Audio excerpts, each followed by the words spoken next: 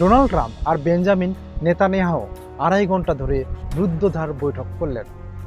সবাই ভেবেছিল ইরানের কফিনে বুঝি শেষ পেরেকটা পোতা হয়ে গেল, কিন্তু বৈঠক শেষে যা বেরোলো তার সম্পূর্ণ উল্টো।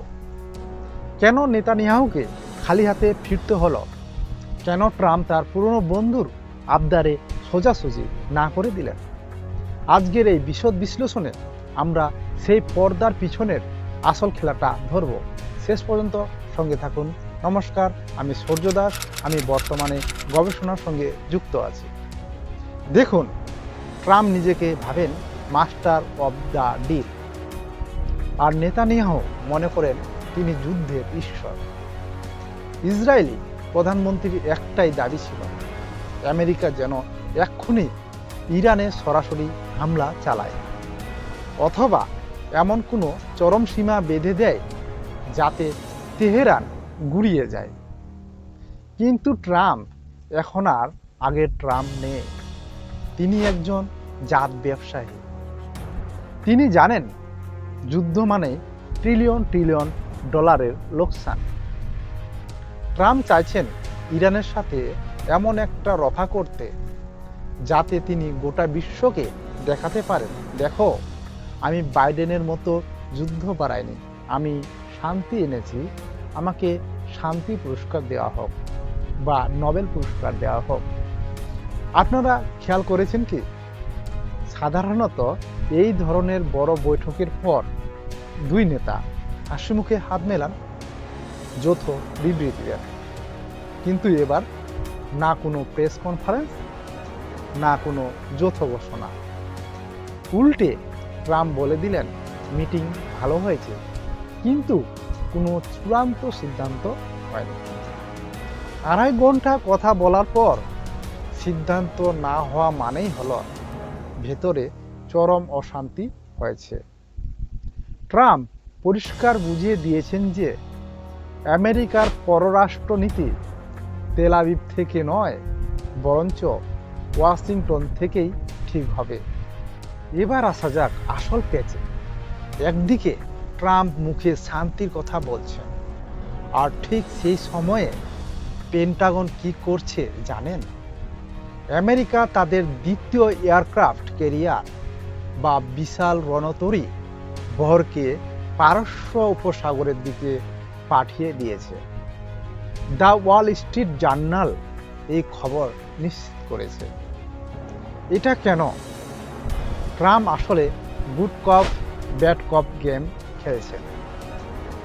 তিনি ইরানকে বলতে চাইছেন, আমি তোমার সাথে কফি খেতে ডিল করতে চাই, কিন্তু যদি আমার কথা না শোনো তবে আমার বন্দুকের ঘোড়া কিন্তু টেপা আছে।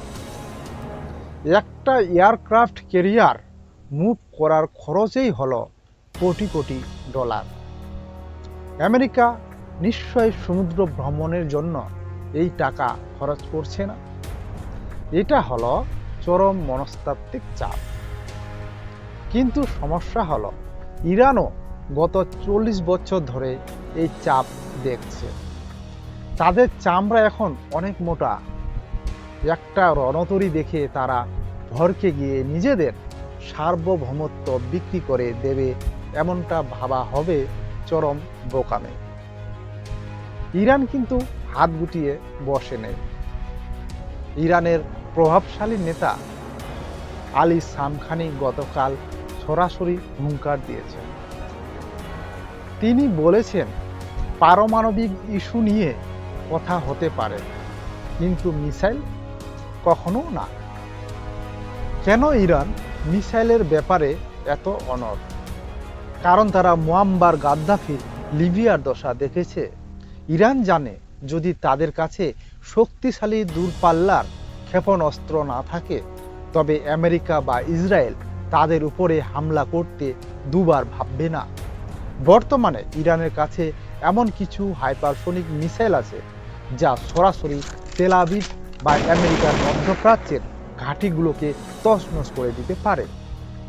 এটাই ইরানের প্রাণভোমরা। আর ট্রাম্প চাইছেন এই মিসাইল ক্ষমতা খর্ব করতে। এখানেই দুই পক্ষ এক অপরের বিপরীত মেরুতে দাঁড়িয়ে আছে। একদিকে আমেরিকার জেদ, অন্যদিকে ইরানের অস্তিত্বের লড়াই। বন্ধুগণ, এই পুরো ভূরাজনৈতিক খেলায় একটা বড় ফ্যাক্টর হলো ব্যক্তিগত স্বার্থ।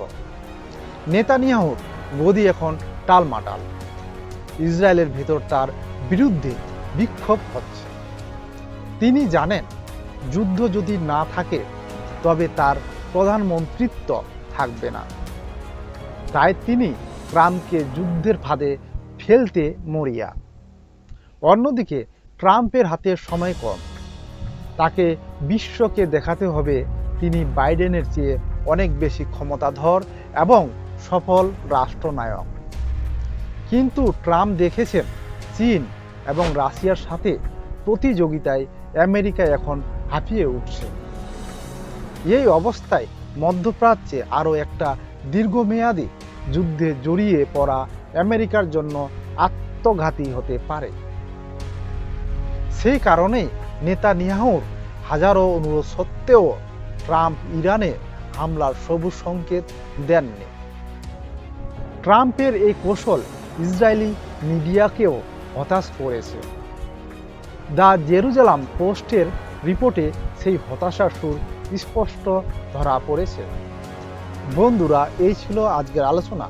আপনি কি মনে করেন ট্রাম্প কি সত্যি কোনো ঐতিহাসিক শান্তি চুক্তি করতে পারবেন, নাকি নেতানিয়াহু শেষ পর্যন্ত আমেরিকাকে গায়ের জোরে যুদ্ধে নামিয়ে দেবেন? আপনার গুরুত্বপূর্ণ মতামত কমেন্ট বক্সে অবশ্যই জানান। আজকের বিশ্লেষণ যদি একটুও ভালো লেগে থাকে তবে লাইক দিয়ে আমাদের উৎসাহ বাড়ান আর বন্ধুদের সাথে শেয়ার করুন। ধন্যবাদ।